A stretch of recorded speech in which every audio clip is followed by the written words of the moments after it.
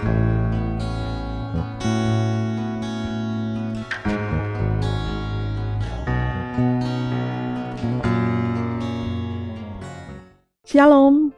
saudaraku yang diberkati Tuhan, kita berjumpa dalam gerakan membaca Alkitab di hari ini, di hari yang ke-46, dan dalam bagian bacaan Alkitab, kitab Bilangan pasalnya yang ke-14 dan pasalnya yang ke-15.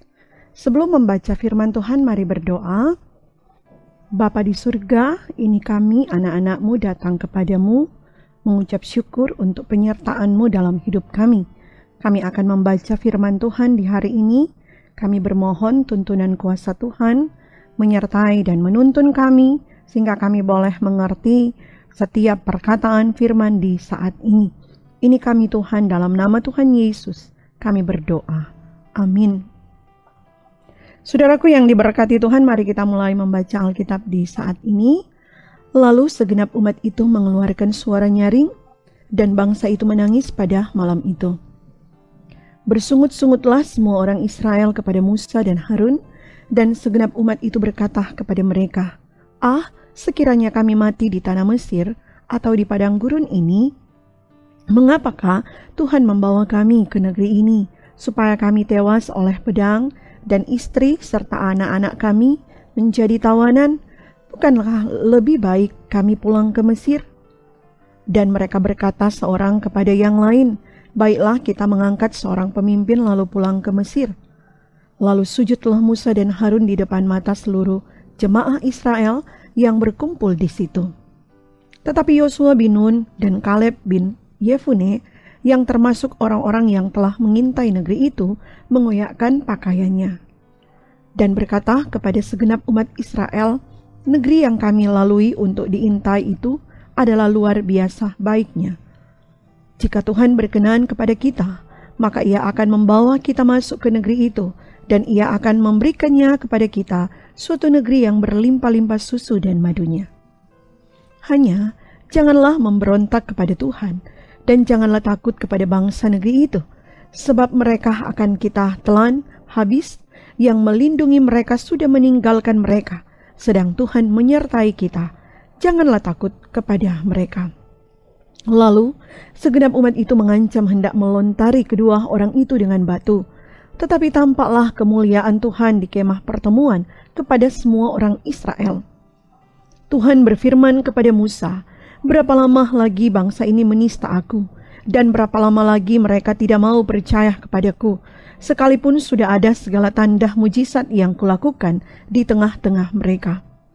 Aku akan memukul mereka dengan penyakit sampar dan melenyapkan mereka, tetapi engkau akan kubuat menjadi bangsa yang lebih besar dan lebih kuat daripada mereka. Lalu berkatalah Musa kepada Tuhan, jikalau hal itu kedengaran kepada orang Mesir, padahal engkau telah menuntun bangsa ini dengan kekuatanmu dari tengah-tengah mereka, mereka akan bercerita kepada penduduk negeri ini yang telah mendengar bahwa engkau Tuhan ada di tengah-tengah bangsa ini, dan bahwa engkau Tuhan menampakkan dirimu kepada mereka dengan berhadapan muka. Waktu awanmu berdiri di atas mereka, dan waktu engkau berjalan mendahului mereka di dalam tiang awan pada waktu siang, dan di dalam tiang api pada waktu malam. Jadi, jikalau engkau membunuh bangsa ini sampai habis, maka bangsa-bangsa yang mendengar kabar tentang engkau itu nanti berkata, oleh karena Tuhan tidak berkuasa membawa bangsa ini masuk ke negeri yang dijanjikannya dengan bersumpah kepada mereka, maka Ia menyembelih mereka di padang gurun. Jadi sekarang, biarlah kiranya kekuatan Tuhan itu nyata kebesarannya seperti yang kau firmankan. Tuhan itu berpanjangan sabar dan kasih setianya berlimpah-limpah. Ia mengampuni kesalahan dan pelanggaran, tetapi sekali-kali tidak membebaskan orang yang bersalah dari hukuman. Bahkan Ia membalaskan kesalahan bapa kepada anak-anaknya, kepada keturunan yang ketiga dan keempat.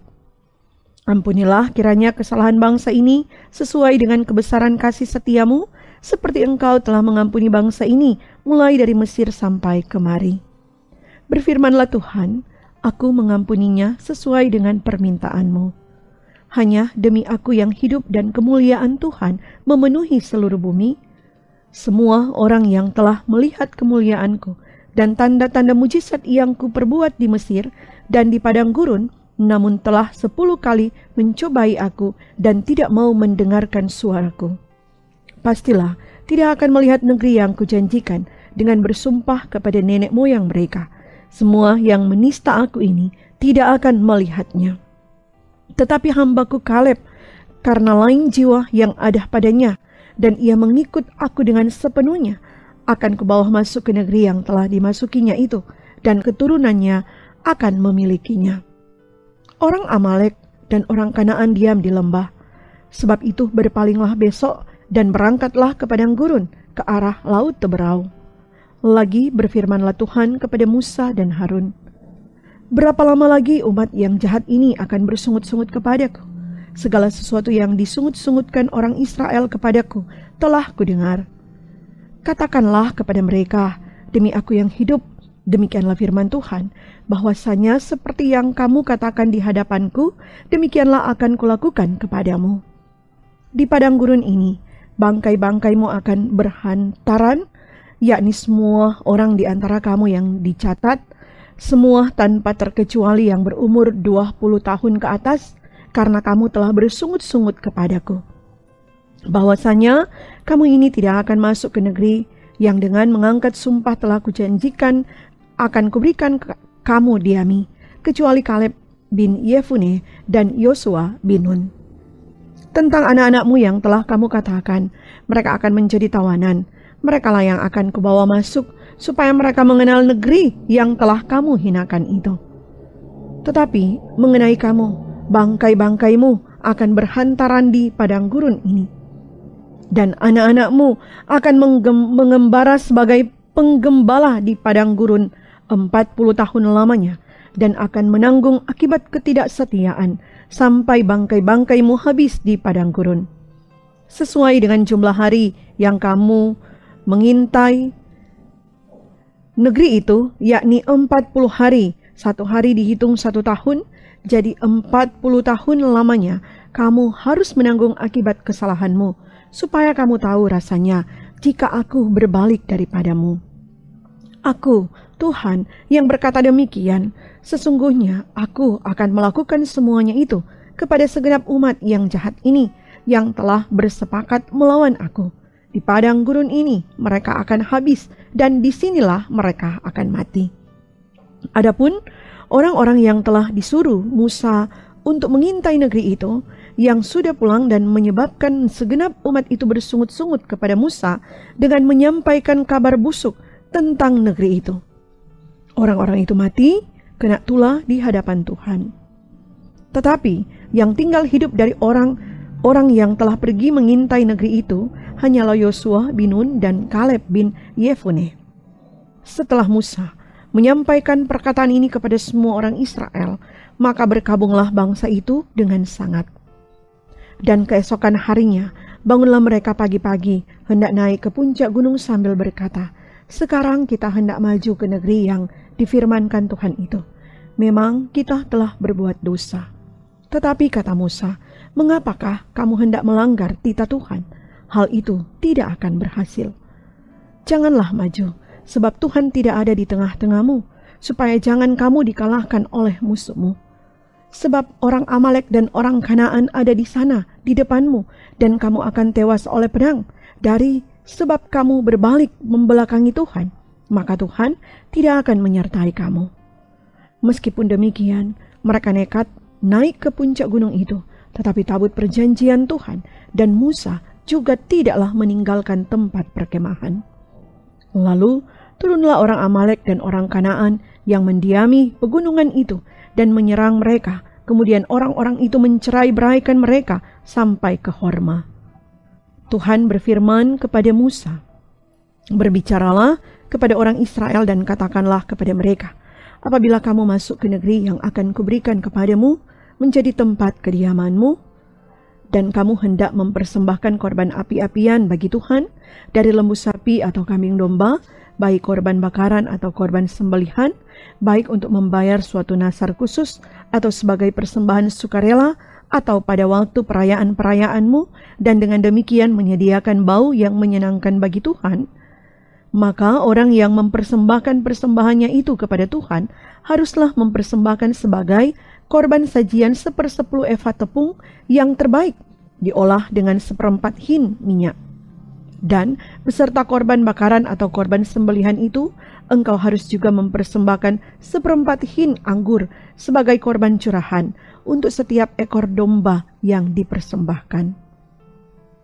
Tetapi jikalau persembahanmu itu seekor domba jantan, engkau harus mempersembahkannya sebagai korban sajian 2/10 efa tepung yang terbaik, diolah dengan 1/3 hin minyak. Dan sebagai korban curahan, haruslah kau persembahkan 1/3 hin anggur, menjadi bau yang menyenangkan bagi Tuhan. Dan apabila engkau mengolah seekor lembu sebagai korban bakaran atau sebagai korban sembelihan, baik untuk membayar suatu nazar khusus, maupun sebagai korban keselamatan bagi Tuhan, maka beserta lembu itu haruslah dipersembahkan sebagai korban sajian 3/10 efa tepung yang terbaik, diolah dengan 1/2 hin minyak. Dan sebagai korban curahan, haruslah kau persembahkan 1/2 hin anggur. Itulah korban api-apian yang baunya menyenangkan bagi Tuhan. Demikianlah harus diperbuat untuk setiap ekor lembu, dan untuk setiap ekor domba jantan, dan untuk setiap ekor domba atau kambing. Berapapun jumlah hewan yang kamu olah, untuk setiap hewan itu harus kamu perbuat demikian juga.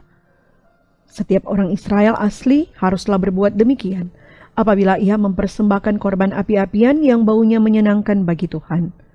Dan apabila seorang asing telah menetap padamu, atau seorang lain yang tinggal di antara kamu atau di antara keturunanmu kelak, hendak mempersembahkan korban api-apian yang baunya menyenangkan bagi Tuhan, maka seperti yang kamu perbuat, demikianlah harus diperbuatnya.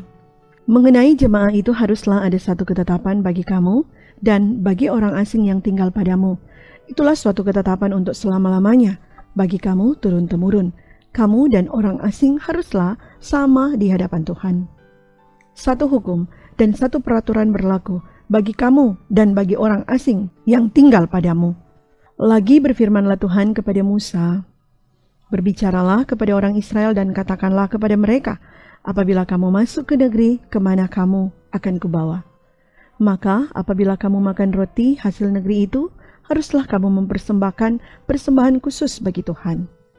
Tepung jelaimu yang mula-mula haruslah kamu persembahkan sebagai persembahan khusus berupa roti bundar, sama seperti persembahan khusus dari hasil tempat pengirikanmu.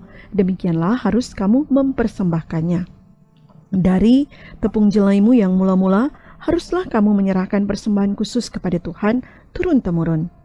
Apabila kamu dengan tidak sengaja melalaikan salah satu dari segala perintah ini yang telah difirmankan Tuhan kepada Musa, yakni dari segala yang diperintahkan Tuhan kepadamu dengan perantaran Musa, mulai dari hari Tuhan memberikan perintah-perintahnya dan seterusnya turun-temurun.